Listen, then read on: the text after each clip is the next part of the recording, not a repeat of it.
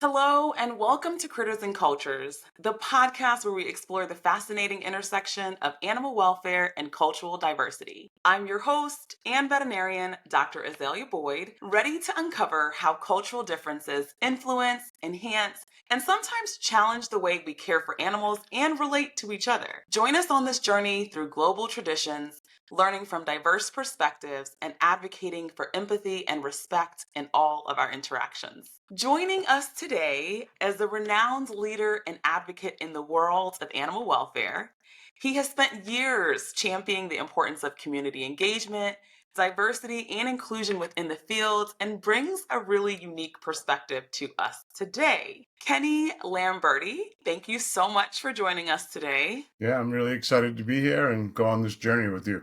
All right, awesome. Kenny, when I was first introduced to you, I will say that it was on a video clip. I think I've told you the story like 100 times by now. And I was watching this video clip on social justice and racial equity training. And I remember listening to your clips like, oh my gosh, who is this guy? He's powerful, he's impactful. This is not gaslighting right now. This is the real deal. You're doing great work in the community. And I honestly just wanted to get you in my network. I was like, how do I get this guy in my network? And so I'm just super excited that we get to do this. Me too. I'm excited to be in your network and have you in mine and kind of continue down that path. Anytime you can add good people, passionate, authentic, real people to the circle of how you live your life and what you do is a plus for me. So I'm as excited as you are. Well, I want the audience to get to know you. We're gonna have just kind of like a chit chat conversation today, but I want the audience to get to know you really quickly, really fast in the first 2 minutes, okay? So before we dive in, I'm gonna ask you an icebreaker question. You were not prepared for this, so I hope you're ready. What's a belief or value that's guided you throughout your life, maybe in your work with animals as well, that most people wouldn't expect? Good question. I'm gonna hone in on what most people wouldn't expect because I think there's some obvious ones I could say, but I'm gonna follow your lead on what most people wouldn't expect. I think for me is the idea of challenge, like internal challenge, challenging myself, external challenge, challenging others, is something that I think is really core to me. Like we talk a lot about, love and justice and, mercy and empathy and all these things that are wonderful, right? No one's going to, be triggered by them or upset by them.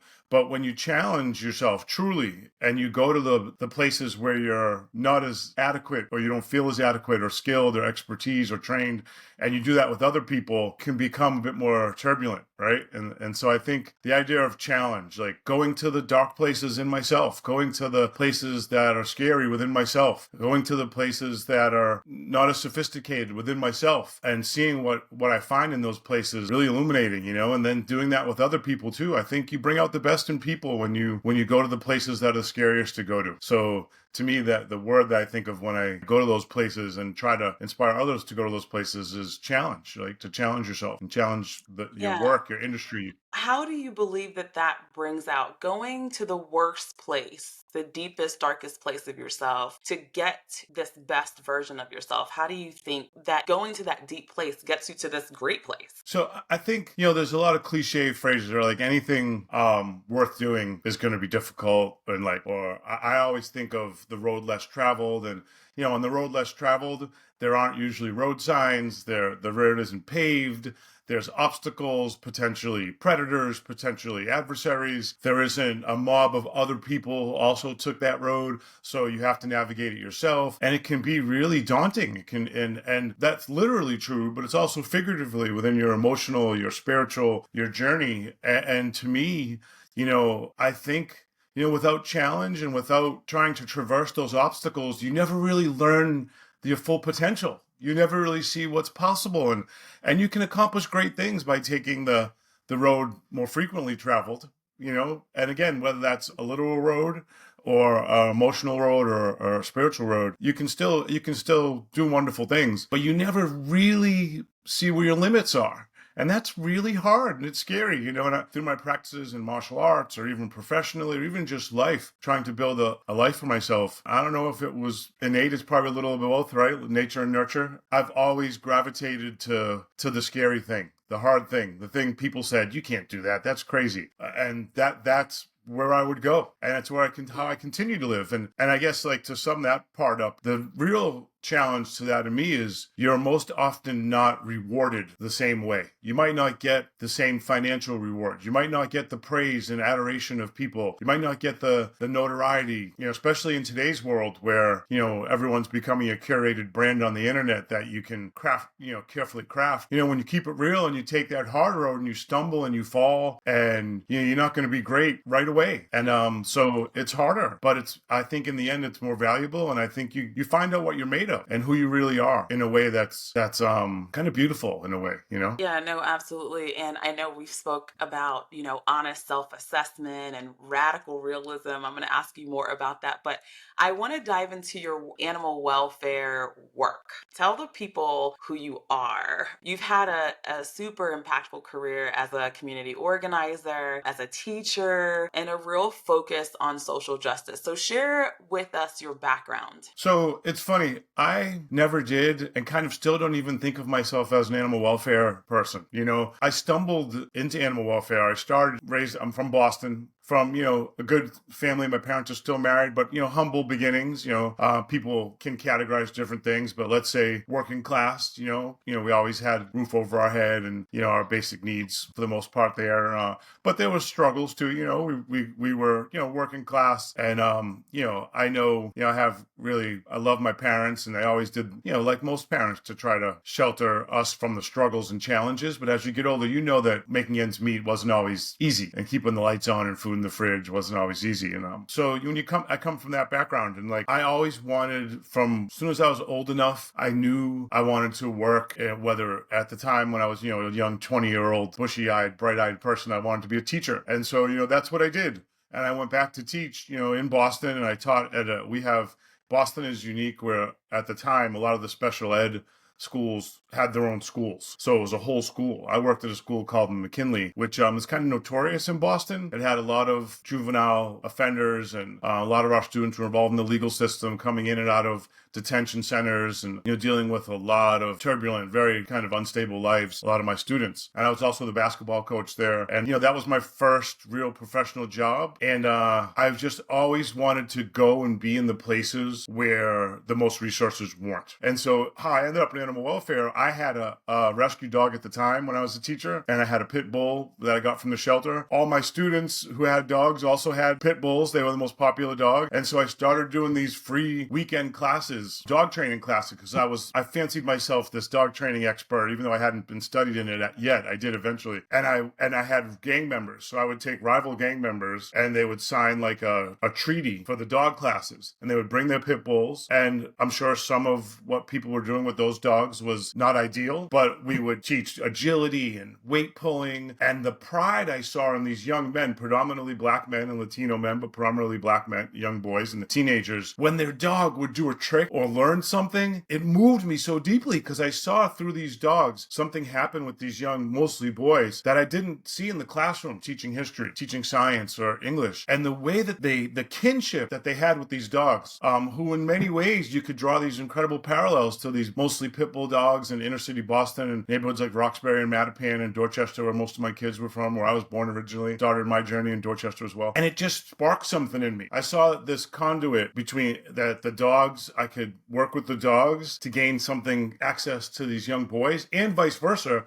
with these young boys and the dogs. And it just became this really amazing thing. And you know, it grew from there. You know, there was some couple magazine articles written about what I was doing. And I never thought that would be a career. I didn't even know there was this thing called animal welfare. I had never heard of this big national movement. I didn't know it existed. And but that's how it all started. And I went to study to become an actual real dog trainer, not just in my mind. And those kind of worlds, you know, in my early 20s, that's when they merged. And that became so core to my journey. But I was always more of a community organizer, a human services person, focused particularly on marginalized and underserved communities, particularly on the Black community in Boston and the Latino community. And dogs just became part of it kind of by luck because I happened to have one that I loved and I would bring him to school with me, and he would sit in my truck in the parking lot, during the day. And that was the journey, and that led me to, have big national positions and build large scale national programs with that same core focus, which was always the intersection of human and animal welfare, and particularly marginalized communities. And that led into the work around what now we call DEI. But as a 55-year-old person now, I was doing this work long before people were calling it DEI, and long before it was trending on social media and branding it as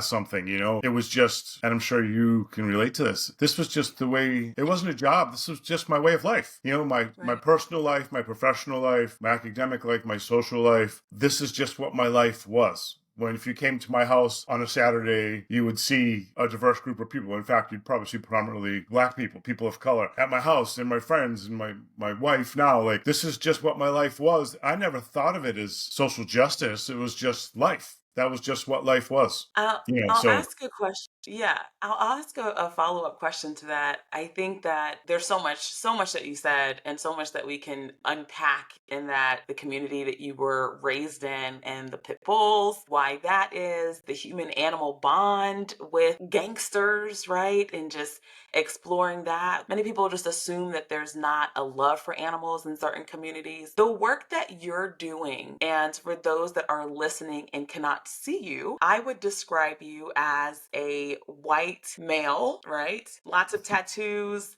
You told me today you're wearing readers, right? I think that there's so much. We know that because now it is framed animal welfare. We know that animal welfare, the industry of animal welfare, is predominantly white, right? And it's predominantly white women. And these organizations that are being led by predominantly white women are trying now, because DEI is a thing now and community engagement for animal welfare professionals is a thing. They are trying to do the work now that you've been doing since you were in your early 20s, right? Yeah. And from a majority of people that I've heard, at these organizations, they're having a really hard time connecting with communities that don't look like them. So, with you being a white male, what is your advice to these organizations? How do they connect with those communities that they are trying to provide guidance and maybe even serve, with their relationship with pets in their community? Yeah, great question, and a complex question. So I'm of two spirits in this, right?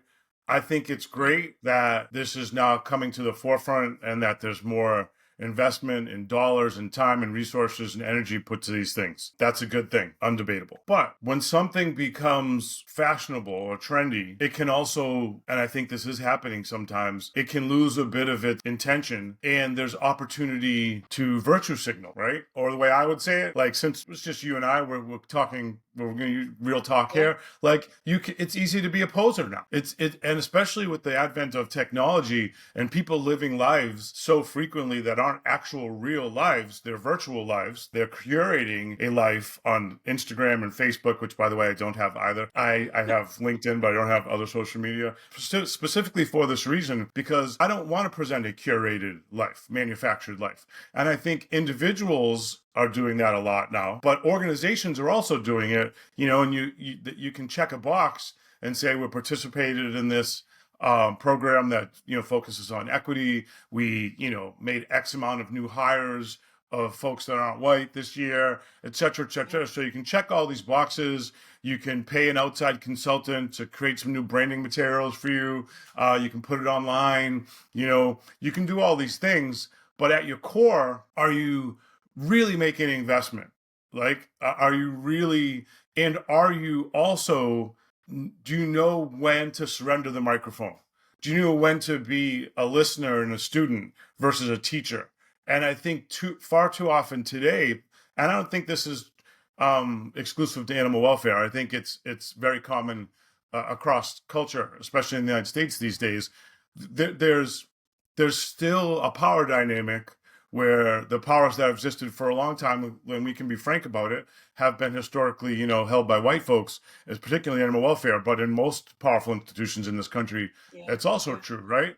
And there's a real hesitancy to give up that power. And that power the power that's held when you create that dynamic, it kind of works against true equity and it works against true justice because you're still positioning people below you, whether it be in an actual, hierarchy of organizational chart, or whether it just be in the fact that you hold the purse strings to all the dollars and that as this powerful institution and you're going to give out some crumbs to people in different neighborhoods around the country and then tell the story about it so you benefit from it. So to me, and we could go in a lot of directions with this, but I'm never lose sight of who I am. I know who I am. Doesn't matter like the story of my life. I'm still a middle-aged white man, right?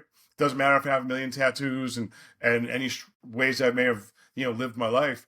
I am that, right? And so to me, this is something I would say to all white folks who claim to care about and want to be in these spaces, and it just sometimes is received not well by other white folks, is you have to be willing to sacrifice. If you're constantly gaining by your work, your effort, and you're branding yourself as a justice warrior, but you're constantly gaining from it, you're actually not the ally you think you are. Because you should be taking less and surrendering more. That's true, in my opinion.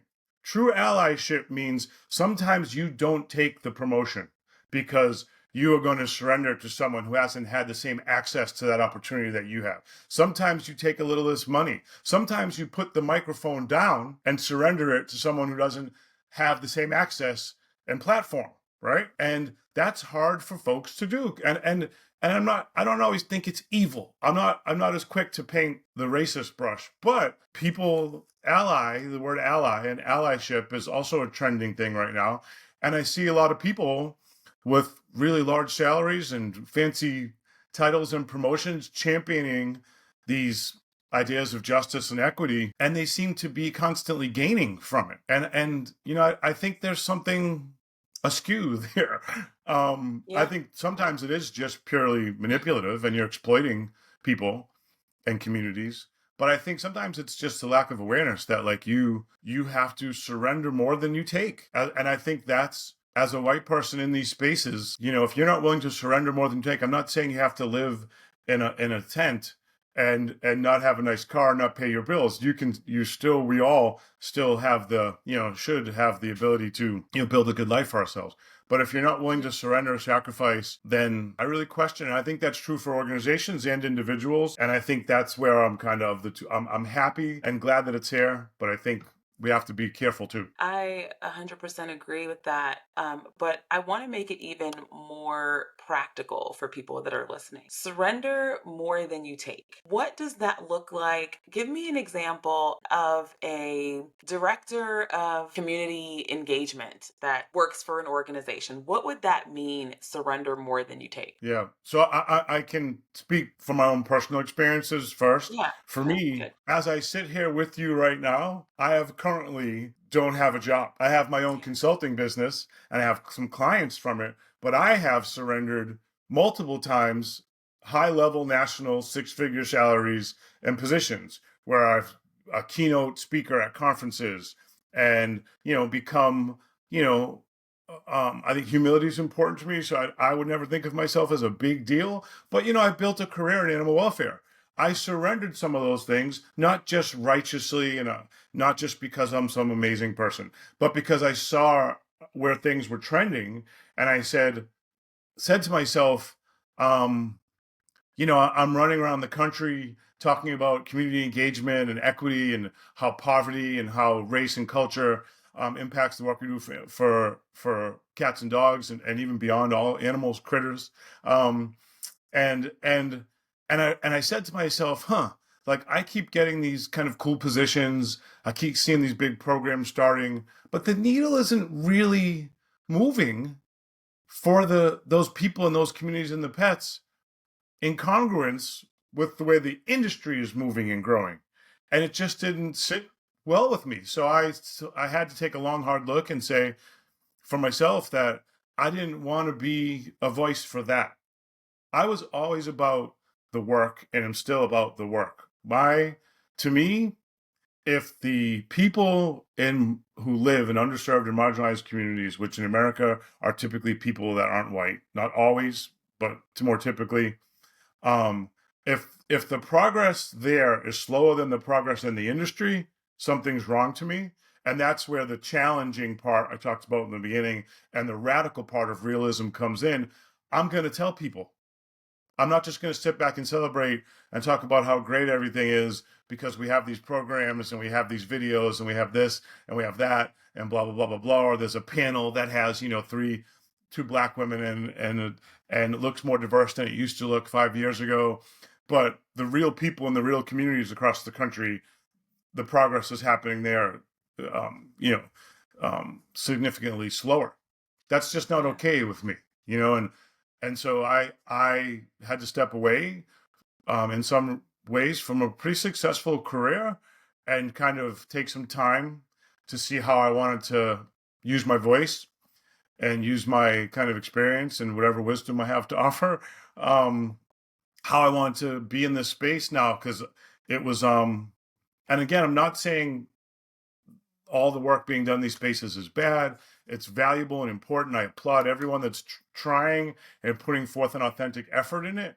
But, you know, I don't think there's a strong enough self analysis. Let's look at ourselves as an organization. We're a $200 million organization. We're a $20 million organization, and we're championing these philosophies and these concepts and these programs. But what are we actually doing versus talking, saying, promoting, curating? And I don't think it's enough. Frankly, that's my opinion. Yeah. I think. Yeah, I think you said it, it's more than just animal welfare. There are systems in place that make this work very hard. And even when you were doing it 20 years ago, the work wasn't easy. And I think that moving the needle, I'd love to see the needle move as fast as these initiatives are. And I do wonder how that's going to happen. I really do. I wonder really how is that going to happen? Because people are reluctant to give up their six figure salaries. People are reluctant to take Why? a step back, they don't want to do that, and as you were speaking, I was like, man, you're giving up these positions and these opportunities um in spaces where I know that they need you. However, do they really want you? Do they really want do they really want the truth serum from Kenny Lamberti? Are they rather looking for someone to fill the position that might be more quiet and more comfortable in their work? So you're probably doing them a benefit more than anything No, else. you you said a whole word there because and I have to like practice my breathing because it can be I'm a human being and it can be really frustrating because I've been invited into places, given positions more than once where I was under the impression they wanted the what I call Mm, the whole package, the real thing, and I keep it real. I'm not going to play with people. Like I want to get things done. I'm going to tell you the truth and I'm going to be about it. I'm not, if I say I'm about something, there's plenty of people out there who probably don't like me. I like to think there's more that do, but the ones that don't, one thing you can't say about me is that what you got isn't what I told you were going to get. So when you yeah, hire me for a yeah, job, I've always told people this is what you get if you bring me to the party, right? And I'm bringing yeah. it all the time, every meeting, every program. Let me ask you this. Do you think that you need to, um, and what's your strategy? Do you tiptoe and get people to warm up to you a little bit? Do you balance this, honesty with also the need to inspire and motivate others doing the work? So again, I think that's an individual kind of choice negotiation we all have to make with ourselves, right? So Yeah. the way I've made that with myself, and it comes back to a point you made earlier, I think what comes with the privilege of being white is I don't have to tiptoe. And I learned these lessons early in my life. And if you indulge me, I'll quickly tell a brief story how I learned this Yeah. that has nothing to do with work. When I was 20 years old, I was in college in Worcester, Mass, which is just outside of Boston. But it's a city, it's an urban environment. And I was going out for an evening with several friends of mine. We had 2 cars full of people. Um, there was about 8 or 9 of us. There was everyone in the cars other than myself were black men, right? We're driving down the highway, 2 cars following each other. We pull into a gas station. As this is before you could pay at the pump with your credit card, to tell you how old I was. This is 1980, 1990.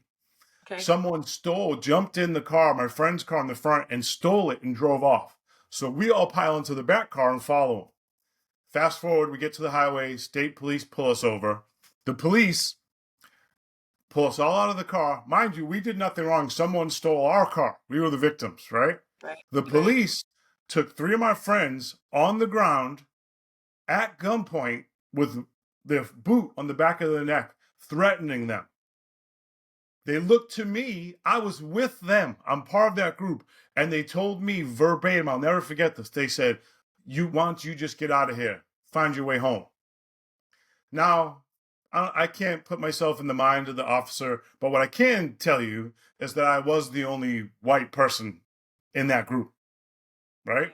Ironically, out of the group, I was probably the biggest troublemaker. I was probably out of that group, I wasn't put on the ground, right? And so to me, that was one of the first times, and it stuck with me. Like, people mistake when you talk about privilege, they always think about money because it's America and we think about capitalism. It's not just money, because you can be a working class or poor white person, and you still have the privilege of being white. I had the privilege of not having my life be put in jeopardy in that scenario, right? So if I fast forward decades later to my career, right, I think the way I use that privilege, and I've always used it, is to not tiptoe. That I actually have the ability to kick some doors down and try to hold some people accountable and probably not get fired. Where you may not have that same opportunity, I was right? just gonna Where say, where, yeah, you're right, where people without that privilege of skin tone don't have it. So again, that's where I say to myself, like, like, I don't think of privilege meaning like, I'm born with a golden spoon in my mouth, because I certainly wasn't. I don't think it's a privilege of college education. It's a privilege of not having to walk through the store and have security follow me around. It's the privilege of being able to speak the way I speak to you now and not be seen as a threat to the establishment the same way I would if I was a black man. I've had this conversation with so many people. If I was the exact same person, saying the exact same things in the exact same way, wearing the exact same clothes, with the same tattoos and the same bald head and beard, but I was 4 shades darker complected, I would be terrifying to people, yeah, right? yeah. And, That and, is the reality of our world. That is right. literally the reality of our world. And I appreciate you sharing that story. I have a 14, almost 15-year-old son, and he and his friends were he must have been like maybe 10 at the time. But him and his friends, which were his white male friends, jumped the fence to go walk, one of their other friends home that lived in the neighboring neighborhood. And he came back and told me, because I was like, how did you get home so fast? They were supposed to take the long way, walk their friend. And when he came back and told me they jumped the fence, I fell out into pure tears. Like, I was like, this is the way that our world works, son. And Mm-hmm. it's so disheartening that I have to be a mother worrying about those things as a black woman, but that truly is our reality. And with social media, as much as you don't like social media as much, I'm gonna have to try to convince you to get on Instagram or something. But I was on it. I was on it at a time. I just had okay, okay. I've been Yeah, off for a you do have couple of to years. take a healthy break. But, with everything being recorded and social media and things being, I do feel like there was, if any benefit at all, just exposing these inequities and this racism to the world, where people were just kind of oblivious to the fact that it was happening, right? Yeah. And I love your idea on what privilege is. Like, I understand that I am also, even as a black woman, um I am privileged, right? I grew up in a two-parent household, right? That's a privilege. Both of my parents have a college degree. That's a privilege. I had the privilege to dream of being a veterinarian, right? So privileges can be taken in so many different ways, but unfortunately, in my younger part of my career, I did find myself tiptoeing around certain topics that I wanted to stand strong and make a change on because I didn't want to get fired. I wanted to be that voice and that leader in the clinic or in the community. And, I appreciate, you just using your skin and who you are really to make change in the world. I Yeah. really, really do. Well, I appreciate you saying that. And like I said, for me, it was kind of it's always, and still to this day, it's both conscious and unconscious for me because it's just my life, right? I am just what I am. I walk through life as me. Um, Right. and I'm married to a Black woman who had, if you talk about just, she grew up with amazing family, both college educated parents, and you know is a CEO of a public health organization, and is getting in process of finishing her PhD, and grew up in you know more upwardly mobile socioeconomically than me, but Right. she's just like you. There's things she still has to face in this world. In the South, I live in New Orleans, you know what I mean? As a Black woman in leadership, which I'm sure you can relate to, that I will never have to deal with. And it doesn't matter my life experiences, I will never understand that. And that's where the humility and the radical realism, all the other stuff, which I'm sure we'll get into in a little bit, comes into play, is you have to be honest with yourself, because it doesn't matter all the things that make me me or that make anyone else who they are. I will never know your experiences as a Black woman in any capacity, right? So that's where the surrender comes in. I have to just defer, Yeah. right? I don't get to have an What opinion on is that. what is this term radical realism? Yeah. So Radical this is realism, something that's beyond. I probably need to buy and patent that term, huh? So this is Yeah. something that I really took on philosophically more in my study as in martial arts, is that if you so I break it in two places. The realism part, which I think is fairly obvious, right? There's real and there's everything else, right? And then the radical part is we have this aspirational self of who we, and most of us do at least, right? Of what we want to be, how we fancy ourselves, how we envision ourselves, right? Um, but that's not by definition who we actually are at the moment. It's who we aspire to be, even though that might be who we aspire to be later today. It doesn't have to be 20 years down the road, and it doesn't have to be these like these concrete things. Aspiration could be like, I want to be a doctor, I want to be a veterinarian, I want to be married, I want to be a parent, I want to own a house. Those things, but more, I'm thinking more kind of nuanced, more kind of emotional, like our kind of spiritual self, aspirational self, right? Our real self is right with much more flaw.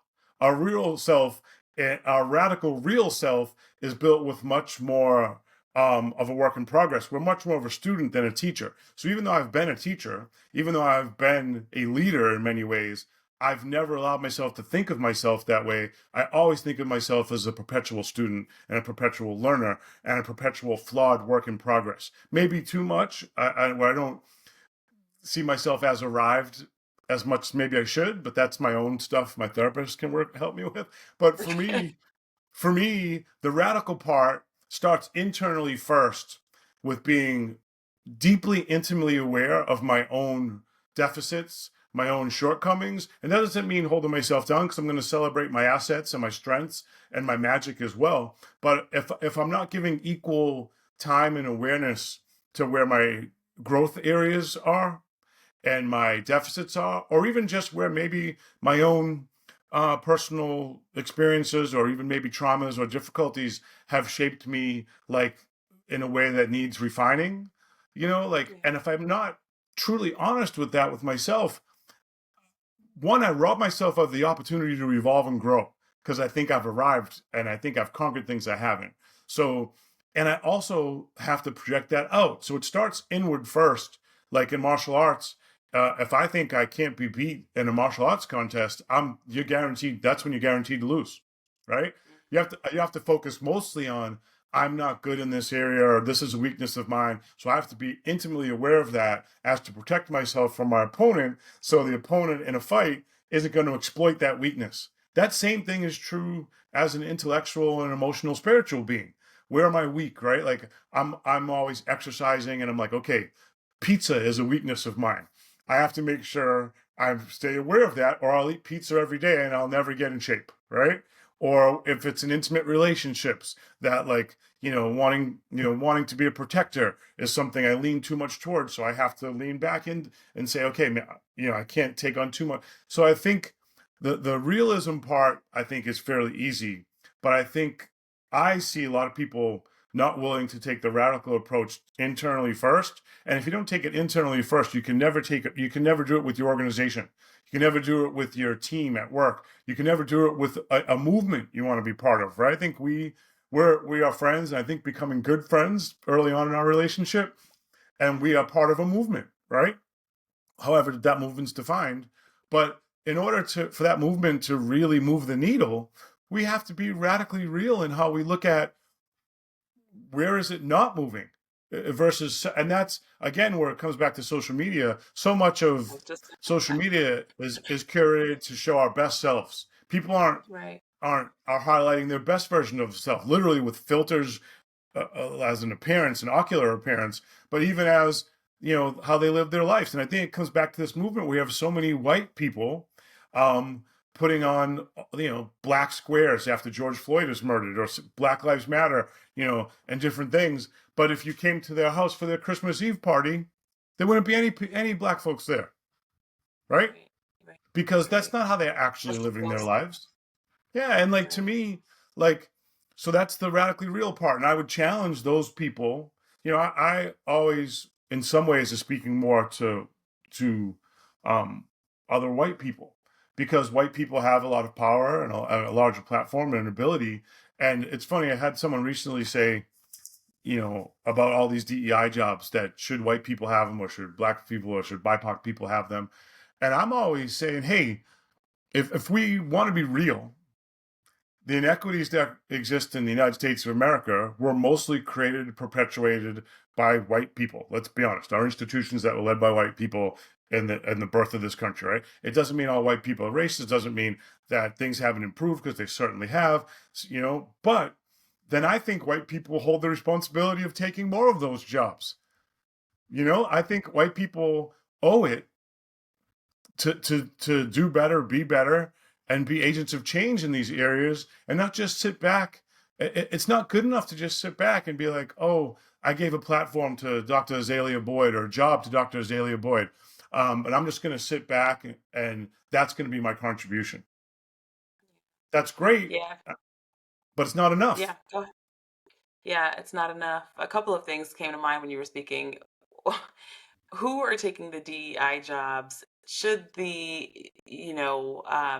those that are the CEOs and those at top, switch positions? You take the DEI job, right? And I'll take this job. I'll lead the company.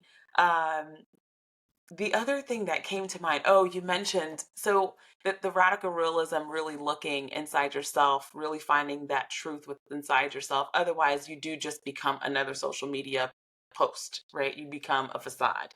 You don't Mm-hmm. become the person that's actually doing the work. I was speaking to a young lady in an animal welfare organization. She was a white female. And she told me, she was like, Dr. Boyd, I really need to know, how to do this, because she was actually in New Orleans, where you are. And she said, I'm reaching out to these communities and I'm eating the cornbread. And what did she say? Eating the cornbread and eating the watermelon on these Oh, people's porch. I don't know what else to do. wow. I don't know what else to do. Thoughts on that? Yeah. Oh, Mind blowing. man. Yeah. Many thoughts. Many thoughts. Yeah. So again, I always, I don't know this person you're talking about. So my first step is to first and this is part of my own work, is to offer a degree of grace to that person. But I quickly move past that, and I get to the part of why she feels the need to share cornbread and watermelon with you, like as some sort of way to Both. prove, right? Because it's Yes. that to Right. me, it's clearly I'm trying to prove, and I think this is part of the problem with some of the DEI work, and even with some of the work around gender, that a lot, not all, and I don't want to be overly critical of everything and everyone and all white people in Yeah. this movement, but there's a lot of people who just want to know how to not get in trouble anymore. They want to know how to make sure they don't use the wrong words. They want to, I think a lot of people only care about pronouns so they protect themselves from using the wrong one and getting in trouble. Not because they actually care, right? And we don't have to go down that path because that's a different story. But it's similar Different to episode. the feeling the need to tell you about eating watermelon and cornbread on the porch of these people's homes, right? Hmm. Is a way Hmm. for her to get you in her mind, even though it accomplished the opposite, I'm sure, to think Hmm. I'm not one of the bad ones, right? Her agenda wasn't really to lift anyone up or to be of service or to learn and be a student. It was to get credit for not being racist, right? Yeah. It wasn't even to prove or to highlight to you, a black woman, her commitment to something, her true allyship to something, her true investment or sacrifice for a movement. It was purely self. If you look really deeply at what that interaction is, it's selfish. It's like, I want you to give me the stamp of you're not racist. I'm okay. That and that And, that's and that's about and what it her. did was the complete opposite. It Complete opposite. was like, you're absolutely racist, lady, right? Let Of me tell course. you how. Yeah, exactly. Yeah. And she told Yeah. on herself. She told on This herself. is this happened in 2024. Like this stuff is wild. Like the industry in the world definitely needs some help. But I agree with you. There are true good intentions, and it's not to Yeah. just beat up on any organization or any individual. Um, but oh my goodness, there's so many ways we're doing this wrong. And if we could get together and talk collaboratively on all the ways that we could be doing this right, we definitely Mm-hmm. need more of those conversations. So I'm gonna jump into, we're on the Critters and Cultures podcast, and we're wrapping up a little bit, but I don't think we spoke enough about culture. And when we had our little pre-chat, you had an amazing definition of culture. Um, what does culture mean to you? Yeah, I think it's funny. If you were a sociologist or a cultural anthropologist, you'd have a clear kind of definition, somewhat scientific, of what culture is, right? And it would mean a lot of different things, right? Today, though, in kind of mainstream vernacular, in like the climate of mainstream America now, culture's become this thing that is I think incredibly static and incredibly exclusive and rigid, where it's like you have, if you're talking about the African American community, you're talking about the Latina community, if you're talking about the LGBTQ community, if you're talking about Italians, if you're talking about Jewish people, that they will define their culture. But in reality, right? That because the same people that typically say that will say there are no monoliths, right? Like I hear this all the time. My wife is an HBCU grad, and et cetera, et cetera. And in my experiences, I had never met many like upper middle class, higher educated black folks. Just not in the world I had been in. It just wasn't who I met. Not that I didn't know Right. that it existed, just wasn't my own lived experiences. Through my wife, most of her friends are doctors and lawyers and really successful, wonderful, great people, and typically black or people or BIPOC folks. And so when we think about culture, are those people's culture the same? And in reality, culture is this kind of constantly evolving thing that much more frequently bleeds into each other. Like, and I live in New Orleans now, so I think like a gumbo. It has a lot of different ingredients, right?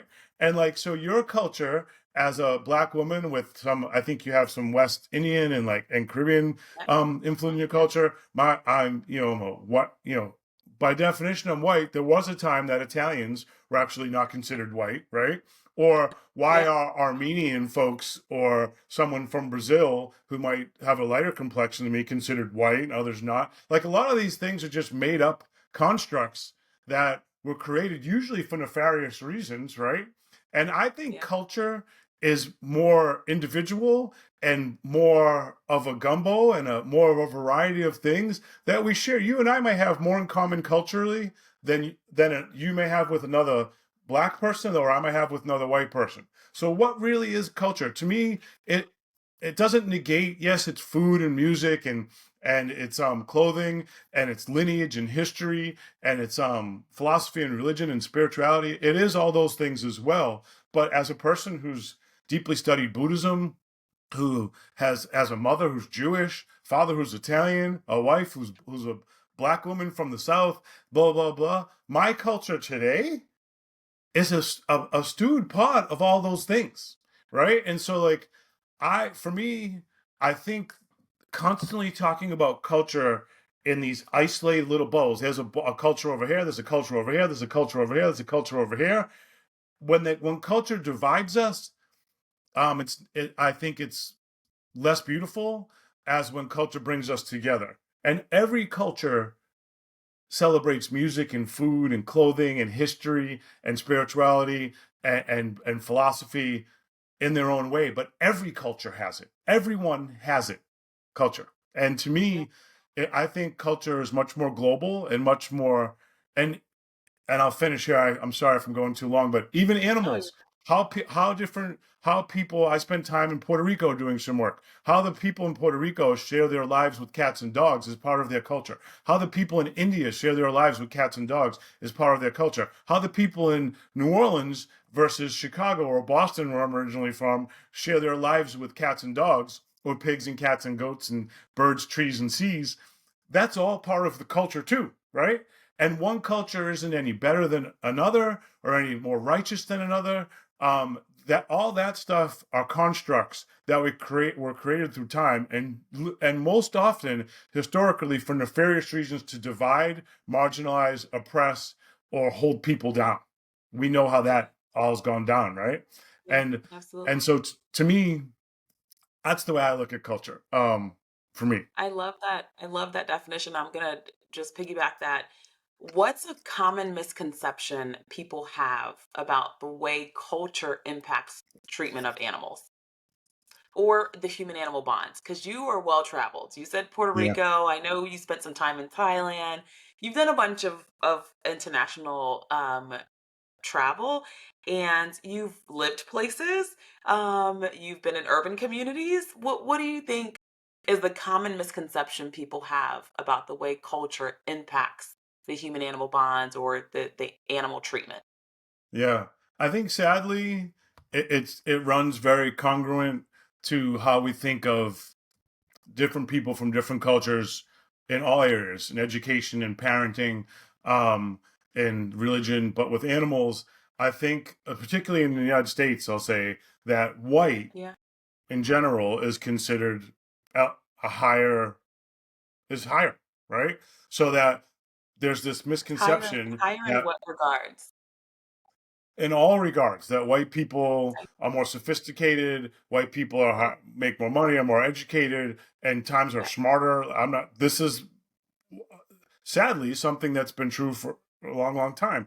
So yeah, helps frame the misconceptions that like white people obviously love their dogs and cats more and provide better care for their dogs and cats, right? Whereas people living in poverty, again, poverty is not synonymous with black or Latino or Asian or people or BIPOC in any form, but it often is perceived that way in America, although it's not true. We know it's not true. It's perceived to be true, right? So Can we people, say there's that a loud for misconception. can we say that louder for the people in the back? Yeah, yeah. It's sad because BIPOC does not equal poverty, it does right? not equal power. Does It's not. actually not true. And not per number, per capita, percentage wise, there are more white people using welfare in America than BIPOC people.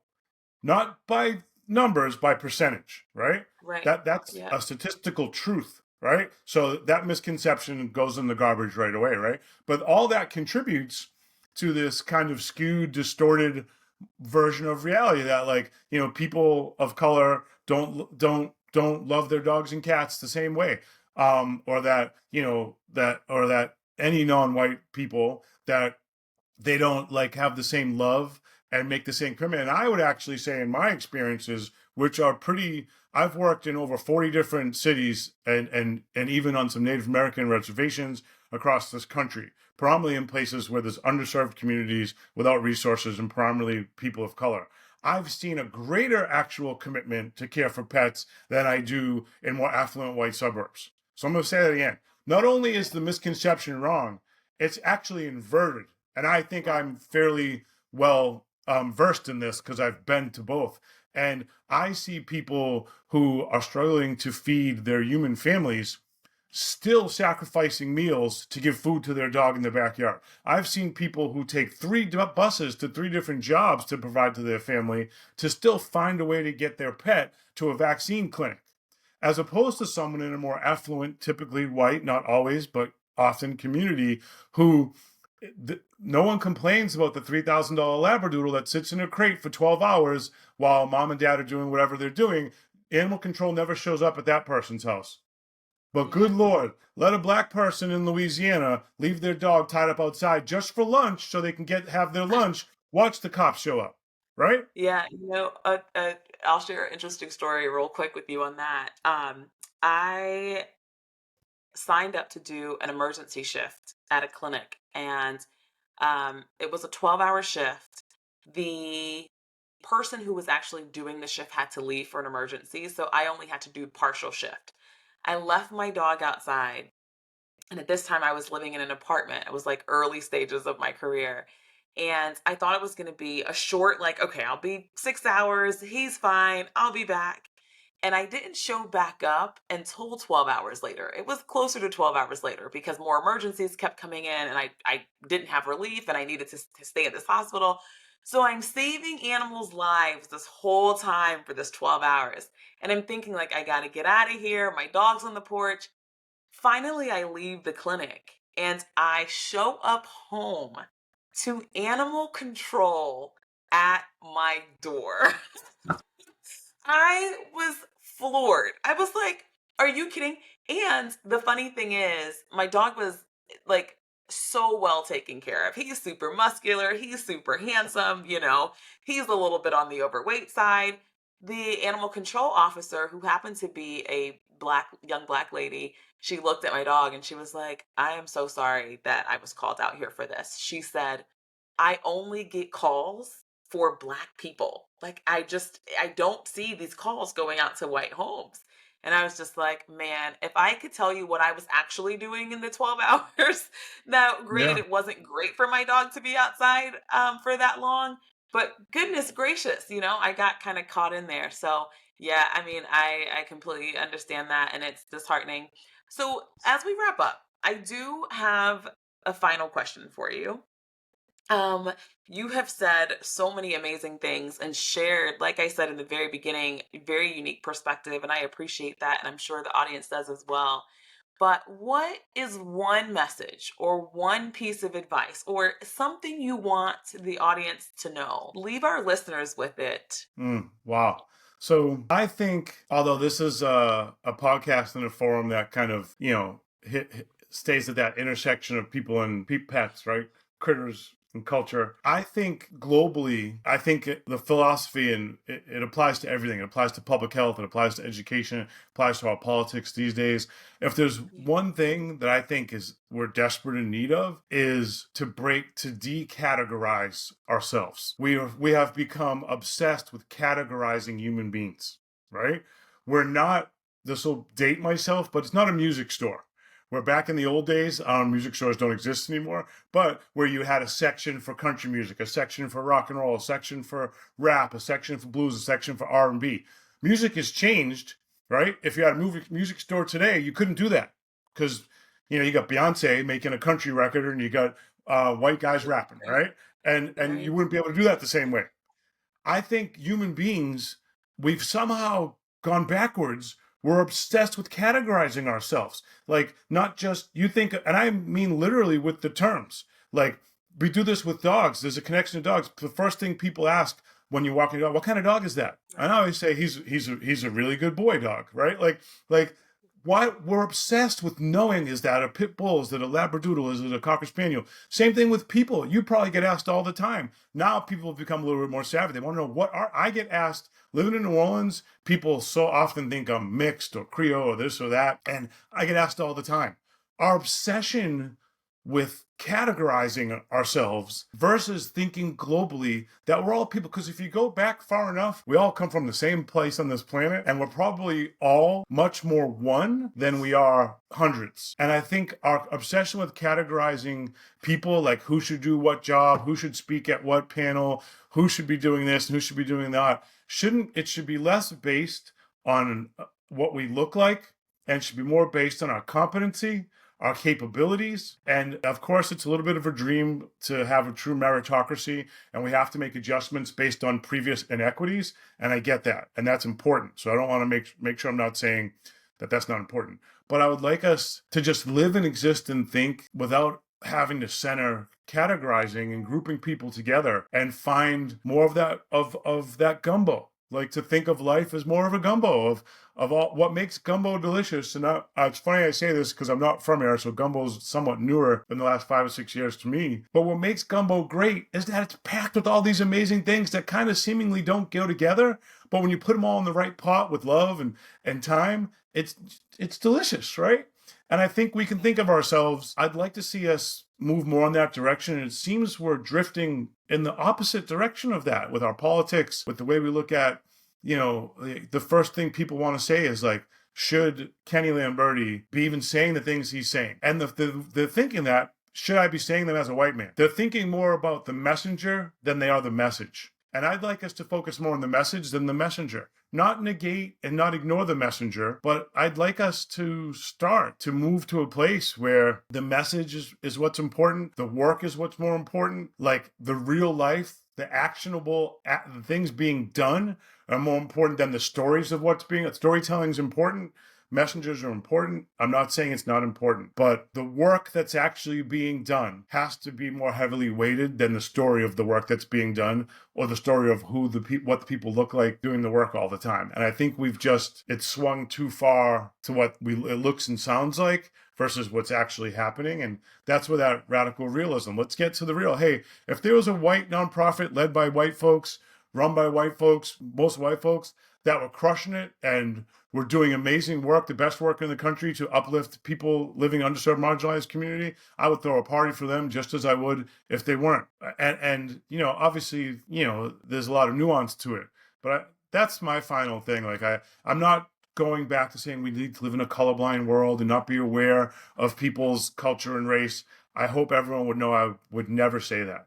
But I want imagery's become too important, I guess. The summation would be that imagery's become too important. And I think content and like heart and the core, the true essence of who we are and what we do and how we do it, because if you believe in any type of thing spiritual, the spirit doesn't think that way in terms of what category I'm. The spirit's just a spirit floating off into the ether, and so I could talk about this all day, but yeah. Yeah, no, I love that. And thank you for highlighting that. Life is gumbo. Make life as gumbo. It's beautiful, and I love your definition on culture. So thank you so much for sharing your insight on that and with every other thing that you shared with us today. Thank you, Kenny, so much, so much, so much. And thank you, the audience, for joining us today on Critters and Cultures, where we explore deep connections between humans, animals, and the world around us. Remember, every person has a story, every creature has a story, and every culture has its wisdom. Until next time, stay curious, stay compassionate, and keep discovering the wonders of our shared world.